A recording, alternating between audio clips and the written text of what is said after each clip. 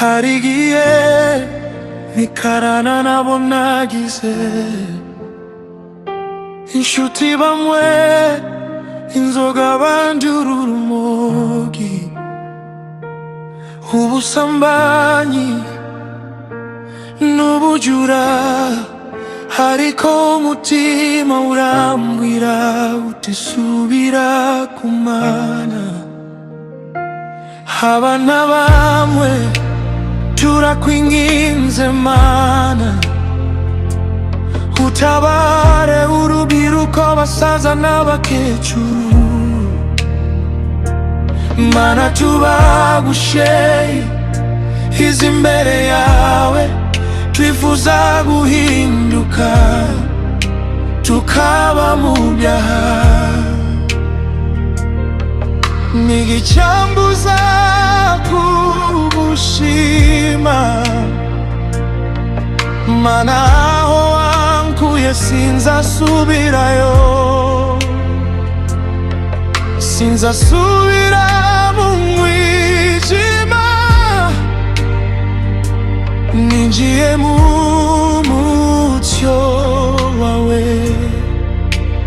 Nari umusinzi, nari umusambanyi, nari umujura, Yesu araza arankiza.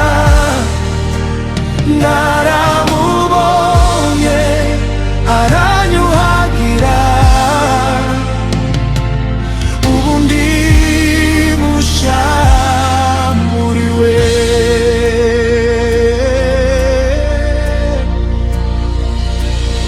Ibajyahe byabye byari byinshi,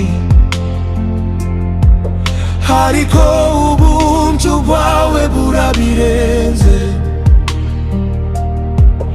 Nari narazimiye mu isi,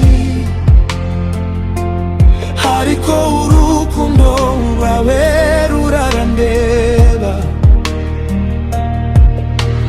Yesu wanje ndagukunda, wanyibohoye ku byaha. Umutima wanje ni uwawe, nzahora ngukurikira.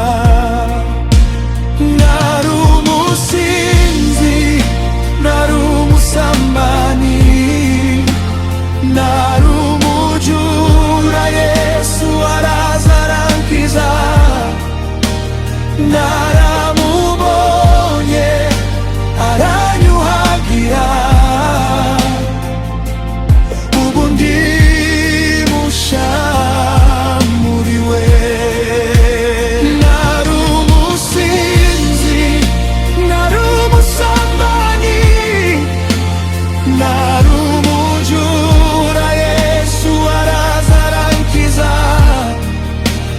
Naramubonye aranyuhagira,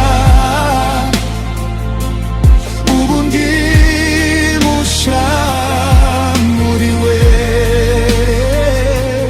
Yesu arankijije, ubu ndi mushya.